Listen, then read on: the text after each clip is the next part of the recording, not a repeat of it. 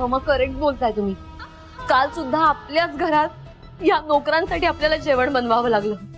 किती एम्बॅरेसिंग होतं मम्मा ते.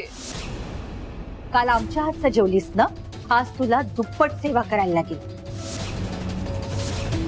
किचन सगळं साफ कर. हे बघ बघ केवढी घाण आहे. चकचकीत कर किचन, छत सुद्धा. आणि जेवायला 2 भाज्या आणि पराठे बनव.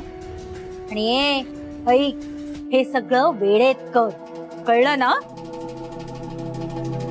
चल ग संचिता.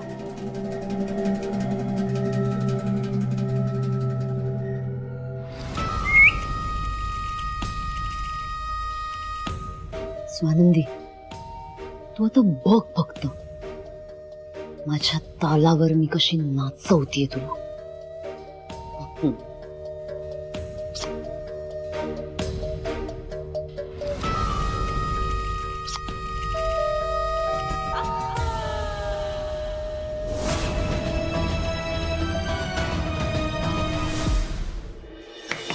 डॅड, डॅड आतमध्ये येऊ का? या. Thank you dad. डॅड, डॅड तुम्हाला माहिती आता खाली काय धमाल झाली? स्वानंदी किचन मध्ये होती आणि मी सुद्धा किचन मध्ये गेली आणि स्वानंदी चिडायला हवी म्हणून मी तिला टोचून टोचून बोलत होते. आणि डॅड तुम्हाला माहितीये का काय घडलं? स्वानंदी चक्क चिडली डॅड.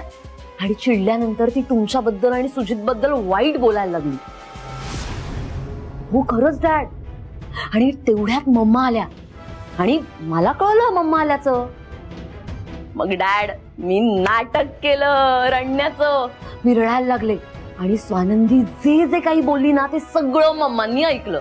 मग काय मी आणखी त्यात भर घातली आणि मम्मा स्वानंदीवर इतक्या चिडल्या की काही विचारू नका. आणि डॅड तुम्हाला माहितीये मम्मानी काय केलं? स्वानंदीला अख्खं किचन क्लीन करायला सांगितलं, छत क्लीन करायला सांगितलं आणि जास्तीचं जेवण सुद्धा बनवायला सांगितलंय. डॅड स्वानंदीची वाट आहे आज. द्या टाळी द्या डॅड लवकर.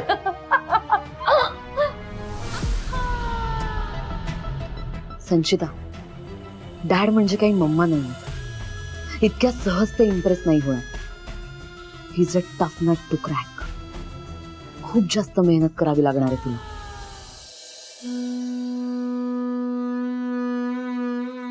संचिता, माणसाच्या यशाचा आकार त्याच्या विचाराच्या आकाराच्या समप्रमाणात असतो. सांगतो, कळलं नाही ना? माणसाचा विचार जेवढा मोठा असतो ना तेवढं त्याचं यश मोठं असतं. आणि माणसाचा विचार जेवढा लहान असतो ना तेवढं त्याचं यश नगण्य असतं. तू ना खूप लहान विचार करतेस आणि छोटे छोटे यश तुला मिळतं ना त्यात तू हुरळून जातेस, खुश होतेस. माणूस जेवढा मोठा विचार करेल तेवढं त्याला मोठं यश मिळतं, दैदिप्यमान यश मिळतं. कळलं? हो. मी एक मोठा विचार केलाय. माझं एक काम करायचं. ओके. काही ना काही करून स्वानंदीला बंगल्यावरती रात्री उशिरापर्यंत थांबवायचं. पण डॅड, स्वानंदीला इथे उशिरापर्यंत थांबवल्याने काय होईल? म्हणजे त्याला काही फायदा होणार आहे का त्याचा? मी प्रश्न विचारतो आणि लोक त्याची उत्तरं देतात.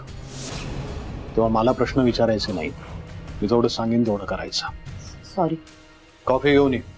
हा आणते. स्वानंदी, ए स्वानंदी, इकडे ये.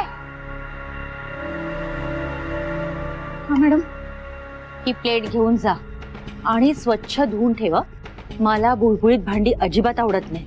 चल जा, प्लेट घेऊन जा. हो. प्लेट घेऊन जा म्हटल्यावर चालली लगेच. पाणी कोण देणार? किचन मध्ये मी डाव्या बाजूला पाहिलं एक डाग दिसला. स्वच्छ पाहिजे मला किचन. हे सरपोतदारांचं किचन आहे, तुमची आउट हाऊस मध्ये चूल नाही. जा, आणते.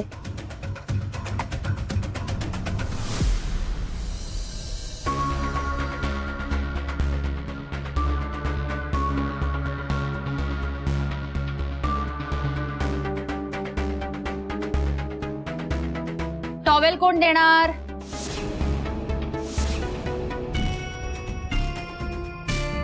आणते.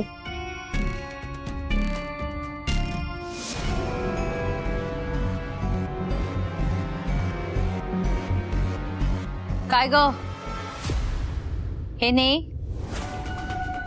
हो स्वानंदी मला भूक लागली खायला दे काहीतरी. हो आणते. लवकर.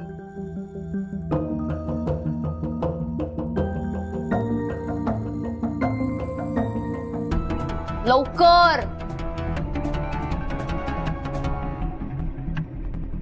हे काय एवढंच? सॉस चटणी दही कोशिंबीर काही नाही? काहीतरी दे ग. दही आहे आणते.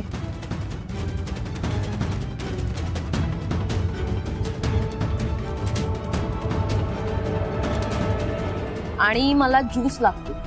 सकाळपासून नाही मिळालाय ज्यूस. तो कोण देणार? हो आणते.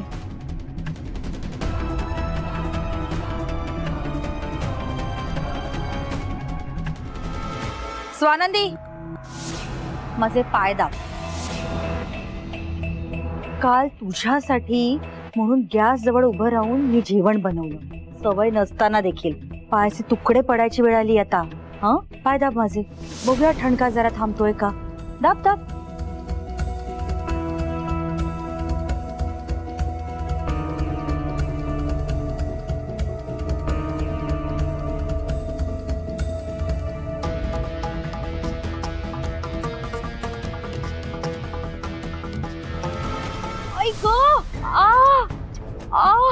अगं पायाचे तुकडे पडायची वेळ आली माझ्या. तू काय सगळा जोर इकडेच लावणार आहेस? जरा हळू दाब ना. आणि एवढा जोर काम करताना तिकडे लावायचा. लादी पुसताना लावायचा जोर. तिकडे नुसती घाण करत असते. काम सुकार कुठली. दाब हळूहळू.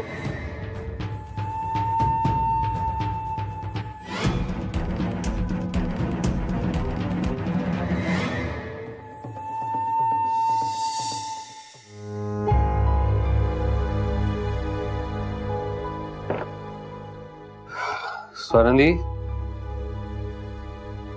स्वानंदी मी आलोय हो. स्वानंदी स्वानंदी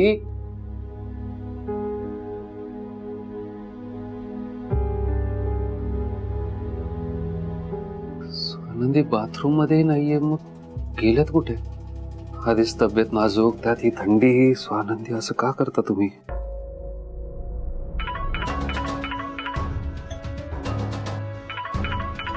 मणी सरांचा फोन.